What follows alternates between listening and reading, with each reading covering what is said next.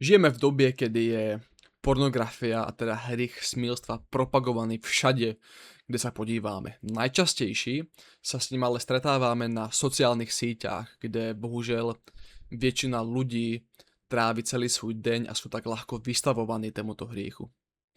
Kto by si byl v minulosti stačil len pred 100 rokama pomyslel, že v dnešnej dobe budú smilníci a kurevníci boháči.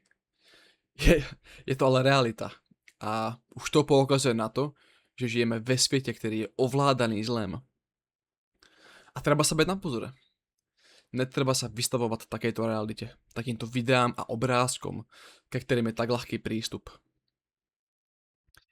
Je dôležité si uvedomiť, že áno, mám takýto problém, je to zlo, je to zlé, treba to rešiť a začať na tém pracovať.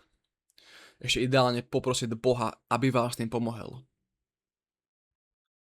My jak ľudské bytosti sme byli vytvorené v obraze Božím a každýkrát, co sa dívame na péčko alebo fantazírujeme nad tým, jak máme sex, tak redukujeme ľudskú bytosť na obraz, co uspokojí naše túžby.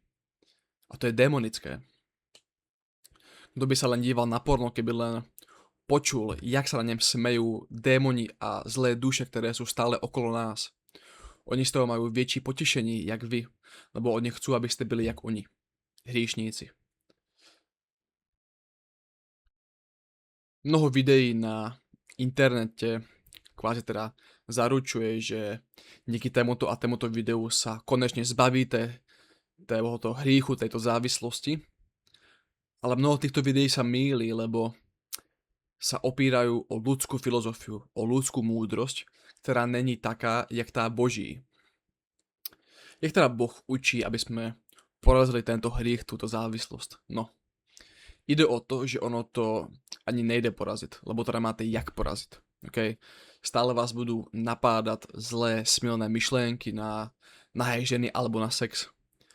Ale je dôležité si uvedomiť, že títo myšlienky tak nejsú vaše myšlienky, ale sú to práve tí zlé duše a démoni, ktoré vás húškajú a ktoré vám šepkajú, aby ste sa práve vrátili k týmto myšlienkám, co vás potom spátky privedú do tej závislosti. Mne sa napríklad hodnekrát sa mi stalo, že som napríklad hral nejakú hru a zrazu som měl myšlenku v hlave, jak proste nakladám moju spolužáčku, hej, o lavicu ve škole. Tá myšlenka sa tam len tak zavila. A presne toto nemáte jak poraziť. Stále vás budú napádať takéto myšlenky. Treba pred nima utekať. Treba im co najrychlejšie prestať venovať pozornosť a začať mysleť na niečo druhé. Bohužiaľ je to stály boj, ktorý niektorým z nás môže trvať až do konca života. Ale keď už aj tie myšlienky budú menej časté a už si budete mysleť, že sa oddalujete od tohoto hriechu, od tejto závislosti, tak treba sa stále byť na pozore. Títo myšlienky, oni môžu dojít kedykoľvek. Aj vtedy, kedy budete najmenej čekať. A môžu dojít v rôznych formách, hej, napríklad sny.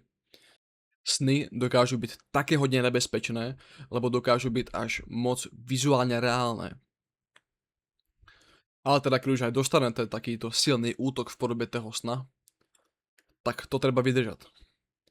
A keď už budete schopní oslobodiť svoju mysel od toho sna, o co potom bude ľahší odehnať tie jednorázové myšlienky, ktoré nás napádajú během dňa. Boh nám říká, kdokoľvek sa podíva na ženu z túžbu po nej v jeho srdci, tak sa dopúšťa cudzoložstva.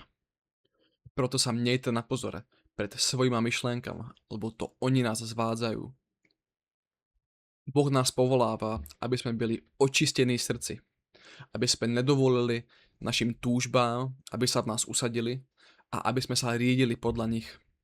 Proto je dôležitá seba kontrola. Treba kontrolovať to, nad čím premýšľate, a treba kontrolovať to, co chce vaše telo, po čem túži vaše telo, vaše srdce.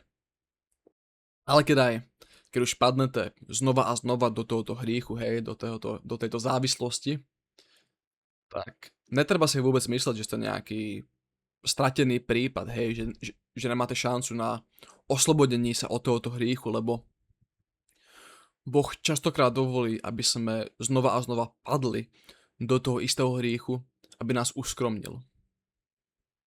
A teda keď už padnete, pomodlite sa. Poproste Boha o odpustení. Buďte skromní a úprimní a bude vám odpustené.